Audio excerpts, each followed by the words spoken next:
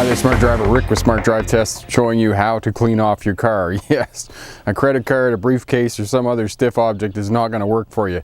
Go out and buy yourself a quality snow brush so that when you need to clean your vehicle off, you can get it completely cleaned off. Now, the first step of cleaning off your vehicle, go inside the vehicle and start the vehicle up, put it in neutral, and ensure that the parking brake is engaged.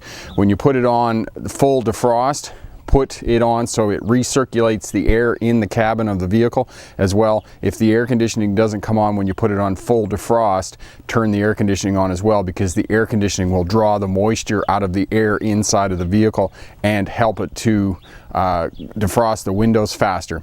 As well, once you do start driving the vehicle, roll one of the windows down a crack, whether it's one of the back windows or one of the front windows. I know it's going to be a little chilly at the beginning, but if you start driving the vehicle, it's going to warm up faster than if you leave it there sitting idling. I know most of you gone out and spent a couple $100 on remote car starters and you let them sit there in the driveway and idle away, but you don't have to. Actually, studies have shown that they will actually heat up faster. The engine will heat up faster and give you more heat out of the engine if you actually drive it moderately for the first 2 or 3 miles, and as well, you're going to get better fuel economy in the wintertime. So get yourself a quality brush, a quality scraper, because there is going to be ice on your vehicle if you have to leave it outside. If you buy one of those cheap wooden ones that are $2 or $3, they're not going to last very long, and they're not going to be much better than a credit card to you.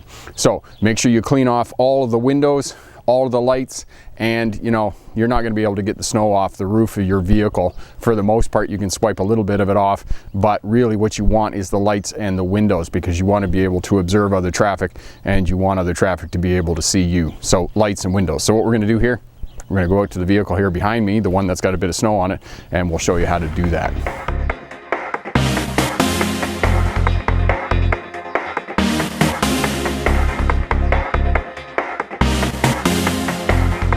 Hi there, Smart Drivers. Welcome back. Rick with Smart Drive Test, talking to you today about how to clean off your vehicle in the wintertime when it's covered with snow. Now, the first thing you do is you get in the vehicle and you're going to start it up. Now, if it's an automatic transmission, you're going to make sure that it's in park. You might have to touch the brake to get the starter to engage. On a newer vehicle, if it's a manual transmission, you're going to have to push in the clutch. Now, all vehicles have been electronic fuel injection since the late 1980s.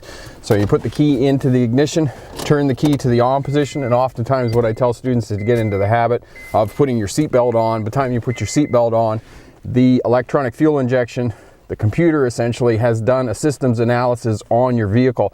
It's checked the outside temperature and adjusted the fuel to air mixture into the motor, which will make it start easier. The other thing that will help your vehicle to start better in the winter time is make sure you turn off all the accessories. So make sure that you turn off the radio, turn off the defroster, and any other electronics that you might have operating in the vehicle. That way, all of the energy, all of the power from the battery is going to go to the starter. Now, the other thing is that once you turn it to the on position and the lights go on and off, then you can crank the engine over. You don't want to engage the starter for longer than 15 seconds. If it doesn't start after 15 seconds, turn it off. Wait 20 or 30 seconds for the starter to cool down, because the starters get extremely hot and you'll burn it out if you incessantly crank it over. Electronic fuel injection should start within 15 seconds, so you don't need to crank it over for longer than 15 seconds.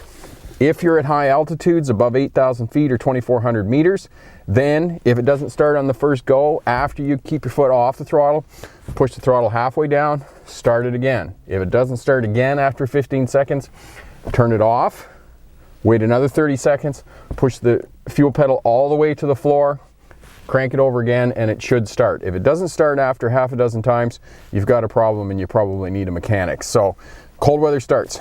Turn the key to the on position, let the lights go out, keep your foot off the throttle, fire it up. It should fire up before 15 seconds. Don't crank it longer than 15 seconds. If it doesn't start on the first go, push the fuel pedal halfway to the floor, crank it again.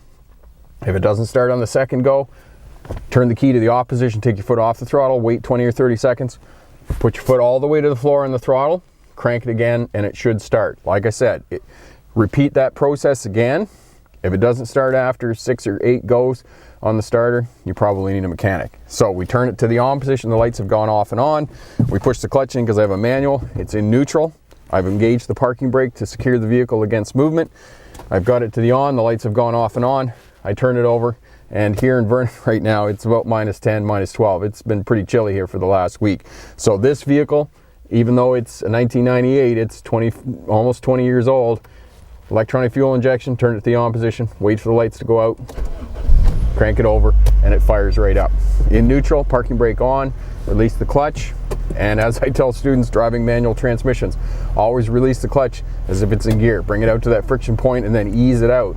Just get in that habit, that way you're not going to stall it if it's still in gear.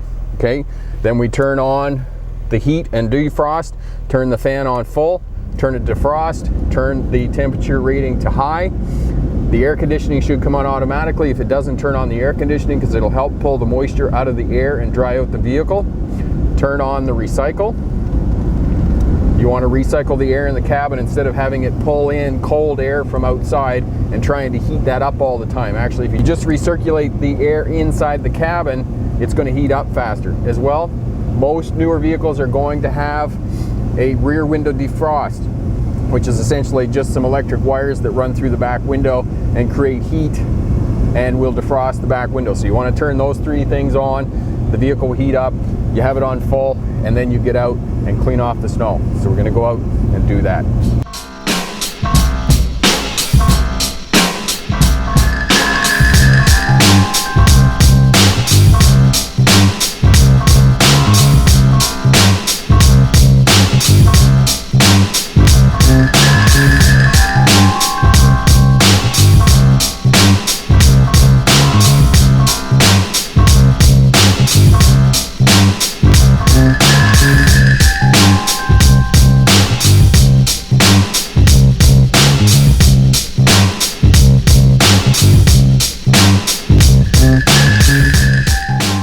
Quick review of cleaning off your car when it's covered with snow. Get in the vehicle, fire it up. So you turn the key to the on position, wait a couple of seconds, let the engine lights go out. When the engine lights go out, then you can fire it up. It actually helps to start the engine up when it's cold because the electronic fuel injection checks the outside temperature and changes the air to fuel ratio in the motor. It's kind of complicated, but just wait for the lights to go out. The engine will start better. Then you turn the defrost on to high, make sure that the parking brake is on. If you have a manual, put it into neutral. If you have it automatic, leave it in park. And the air conditioning should come on most newer vehicles when you turn the defrost to high because it helps to remove moisture from the air inside of the cabin. Put the recycle button on the heater because that will just recycle the air in the cabin and it will heat up faster. Turn on the rear window defrost if you have such a thing. Don't turn the windshield wipers on and then just leave it idling. While it's idling, you can get out and clean it off and lift the windshield wipers up with your hand when you're outside. It's going to do less damage to the wiper motor and those types of things when you're cleaning the vehicle off, and then you can get in when you start driving, turn the windshield wipers on and do the final clean on the windshields, the front windshield and the rear windshield. So clean it off completely. You don't have to get the snow off the roof, but all the lights and glass so you can see other vehicles and they can see you. So clean it off completely. And as well, when you get to the other end and you park it and it's snowing as it is right now, you can lift the windshield wipers up as you see here in the image. Lift the windshield wipers up, that way they're not going to freeze to the windshield when you come back out, and you can simply clean the vehicle off again. Question for my smart drivers: do you have a proper scraper in your vehicle and snow brush to clean it off completely? And do you clean it off completely before you take off in the morning? Or do you sometimes get caught out, you're in a bit of a hurry? Leave a comment down in the comment section there. All of that helps out the new drivers learning how to drive after they get their license. I'm Rick with Smart Drive Test. Thanks very much for watching. If you like what you see here, share, subscribe, leave a comment down in the comment section. As well, hit that thumbs up button. Check out all the videos here on the channel if you're working towards getting your license or starting a career as a truck or bus driver. Lots of great information. Head over to our website, more great information over there, and online courses. Stick around to the end of the video, funny bits and links to the other videos and to my website. Thanks again for watching. Good luck on your road test, and remember, pick the best answer, not necessarily the right answer. Have a great day. Bye now. That doesn't take 30 seconds. Really?